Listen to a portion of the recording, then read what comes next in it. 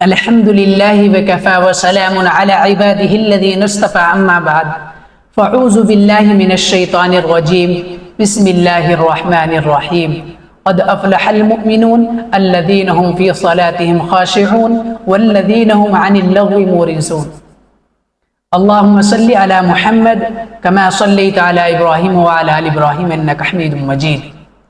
محترم بزرگ اور عزیز ساتھیوں، اللہ تبارک و تعالیٰ نے کیا فرما رہے اللہ تبارک و تعالیٰ قرآن مجید کے اندر کہ کامیاب ہو گئے وہ مومن، کامیاب ہو گئے وہ مسلم جو اپنی نمازوں کو خشوع کے ساتھ پڑھتے ہیں۔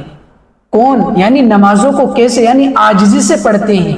اللہ تعالیٰ مسلمانوں کے بارے میں فرمائے کامیاب ہو گئے وہ مسلمان جو اپنی نمازوں کو سکون سے ادا کرتے ہیں۔ عاجزی کہتے ہیں یعنی سکون اور انکساری کے ساتھ نماز ادا کرنا، اور جو اپنے آپ کو بری چیزوں سے روکتے ہیں، بیکار کی چیزوں سے اپنے آپ کو بچا کر رکھتے ہیں۔ آج کل ہماری نمازوں کا حال دیکھیں میرے دوستو، نماز تو ہم پڑھتے ہیں لیکن نماز میں ہمارا ذہن نہیں رہتا، دماغ ہمارا نماز کے اندر نہیں رہتا، ہمارا دماغ دوسری چیزوں کے اندر جاتا ہے کہ مجھ کو یہ کام کرنا ہے، یہ بھی کام کرنا ہے میرے دوستو۔ اسی لیے جیسے آپ نماز پڑھتے ہو، نماز کے اندر آپ کو دھیان رکھنا ہے۔ زیادہ سے زیادہ آپ جیسے تسبیحات کو یاد رکھیں گے کہ کتنی بار میں نے پڑھی ہے، کہ میں نے کون سی سورت پڑھی ہے، تسبیح کو کتنی بار پڑھنا ہے، سبحان ربی العظیم میں نے کتنی بار پڑھا ہے، یہ چیزیں آپ یاد رکھیں گے انشاءاللہ تعالی آپ کا ذہن آپ کا دماغ نماز کے اندر رہے گا میرے دوستو۔ آج ہم نماز تو پڑھتے ہیں، جلدی جلدی میں نماز پڑھتے ہیں، پھر سے گناہ کرنے لگ جاتے ہیں، نماز پڑھنے پھر گناہ کر رہے ہیں میرے دوستو۔ باز آ جاؤ، اللہ کی پکڑ بڑی سخت ہے میرے دوستو۔ جب اللہ تبارک و تعالیٰ پکڑ کرتا ہے بندے کی، پھر اس کی پکڑ سے کوئی نہیں بچا سکتا میرے دوستو۔ زبردست ہے اس کی پکڑ، ان اخذہ علیم شدید، کتنی زبردست ہے میرے دوستو۔ آج کل نمازوں کے اندر ہمارا دل نہیں لگتا، تلاوت کرنے کو من نہیں کرتا۔ ہم سوچتے تو ہے کہ قرآن کریم کی تلاوت کرے لیکن من ہی نہیں کرتا۔ کیوں نہیں؟ دماغ کے اندر غلط خیالات ہیں میرے دوستو۔ ہمارے کابرین جو تھے ان کا تن بھی پاک ہوتا تھا، من بھی گناہوں سے پاک ہوتا تھا۔ ہماری نمازوں کا حال دیکھیے کہ نعوذ باللہ بہت سارے حضرات یہ کہتے ہیں کہ نمازوں کے اندر شہوت کے خیال آتے ہیں۔ یا ایھا الانسان ما غرک بربک الکریم، اے انسان تجھے تیرے پروردگار سے کس چیز نے دھوکے میں ڈال دیا؟ کیوں غفلت بھری زندگی گزار رہے ہو؟ کیوں نماز چھوڑ کر زندگی گزار رہے ہو؟ کیا آپ کو نماز کے بنا سکون مل رہا ہے؟ انسان سوچتا ہے کہ میں اگر نماز پڑھوں گا تب بھی مجھ کو روزی ملے گی، نہ پڑھوں مل رہی ہے، کیا دقت ہے؟ لیکن میرے دوستو اس روزی کے اندر سکون نہیں ہے، ایسی زندگی کے اندر سکون نہیں ہے۔ نماز چھوڑ کر نماز کے اندر اللہ تعالیٰ نے سکون رکھا ہے۔ نماز کس لیے دی ہے ہم سب کو؟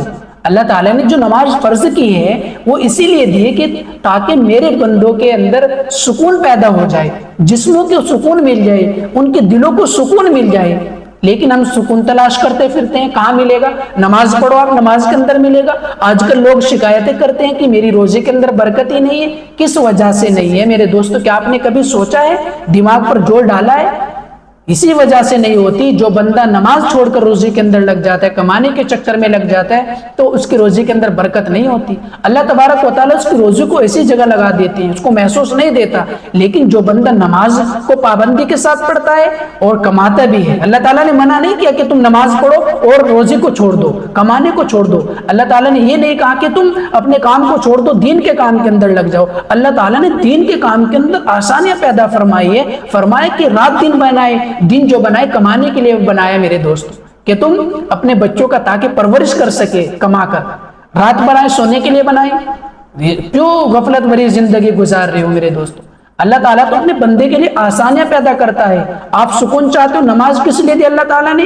اسی لیے دی ہے تاکہ میرے بندوں کے دل کے اندر سکون پیدا ہو جائے، میرے بندوں کو سکون مل جائے۔ آج کل ہم سکون تلاش کرتے پھرتے ہیں میرے دوستو، کہاں ملے گا سکون؟ نماز کے اندر ملے گا میرے دوستو سکون۔ قیامت کے دن اللہ تعالیٰ معلوم کریں گے، جو شخص سن لو، جو شخص مؤذن کی آواز سنتا ہے اور نماز پڑھنے کے لیے نہیں جاتا، تو قیامت کے دن اللہ تبارک و تعالیٰ تمام انسانوں سے حکم کریں گے کہ سجدے میں گر جاؤ۔ تو کچھ شخص جو نماز پڑھتے تھے وہ سجدے میں گر جائیں گے، کچھ کھڑے کے کھڑے رہ جائیں گے۔ اللہ تعالیٰ ان سے معلوم کریں گے کہ یہ سجدے میں کس لیے نہیں گر رہے، دیکھیں گے تو ان کی کمر تختے کی طرح ہو جائے گی، وہ سجدہ نہیں کر پائیں گے، کیونکہ دنیا کے اندر اذان سنتے تھے اور نماز کے لیے نہیں جاتے تھے۔ اسی لیے وہ سجدہ کرنے کی کوشش تو کریں گے لیکن کر نہیں پائیں گے، سجدے ان کی کمر جو ہوگی وہ سخت ہو جائے گی۔ اللہ تعالیٰ قیامت کے دن معلوم کریں گے کہ تو نے کس بنا پر نماز کو چھوڑا ہے، انسان کو بلائیں گے تو نے کیوں نماز چھوڑا ہے، نماز کو کیوں چھوڑا ہے؟ وہ کہے گا کہ یا اللہ میرے پاس کام زیادہ تھا، کام کی وجہ سے میں نماز چھوڑ دیا کرتا تھا۔ تو حضرت داؤد علیہ السلام اور حضرت موسیٰ علیہ السلام کو اللہ تعالیٰ قیامت کے دن بلائیں گے اور معلوم کریں گے اس شخص سے کہ حضرت داؤد علیہ السلام کے پاس، حضرت سلیمان علیہ السلام کے پاس کتنی بڑی بادشاہت رہی لیکن نماز نہیں چھوڑی، ایک بھی سانس ایسی نہیں گزری جس میں اللہ کو یاد نہ کیا ہو۔ اللہ تعالیٰ اس سے فرمائیں گے تو جھوٹا ہے، اگر کام کاروبار نماز سے روکتا تو سب سے پہلے حضرت داؤد علیہ السلام، حضرت سلیمان علیہ السلام کو روکتا۔ تو اللہ تعالیٰ فرشتوں سے حکم کریں گے کہ یہ جھوٹا ہے اور اپنی سستی اور کاہلی کی وجہ سے نماز چھوڑتا تھا، لے جاؤ اس کو جہنم میں ڈال دو۔ دوسرے شخص کو اللہ تعالیٰ بلائیں گے کہ وہ کہے گا، اللہ تعالیٰ سے معلوم کریں گے کہ تو نماز کیوں چھوڑ دیا کرتا تھا۔ اللہ تعالیٰ کو یہ کہے گا کہ یا اللہ میں بیمار تھا، بیماری کی وجہ سے میں نماز چھوڑ دیا کرتا تھا۔ اللہ تعالیٰ حکم کریں گے فرشتوں کو کہ حضرت ایوب علیہ السلام کو لاؤ۔ حضرت ایوب علیہ السلام آئیں گے اور اس سے پوچھا جائے گا کہ اب بتا تو زیادہ بیمار تھا یا ہمارا ایوب؟ حضرت ایوب علیہ السلام کے جسم سے میرے دوستوں برسوں تک کیڑے چلتے رہے، پوری زندگی کیڑے چلتے رہے لیکن ایک بھی سانس ایسی نہیں گزری جس میں اللہ کو یاد نہ کیا ہو۔ اگر بیماری نماز سے روکتے تو سب سے پہلے حضرت ایوب علیہ السلام کو روکتی میرے دوستوں، پھر ہم رکتے نماز پڑھنے سے۔ نماز کسی بھی حالت میں معاف نہیں ہے میرے دوستوں۔ ہر آدمی سے سوال کیا جائے گا، کوئی اولاد کی وجہ سے پریشان ہے کہ میں اولاد کے چکر میں نماز چھوڑ رہا ہوں، سب سے معلوم کیا جائے گا کیوں غفلت بھری زندگی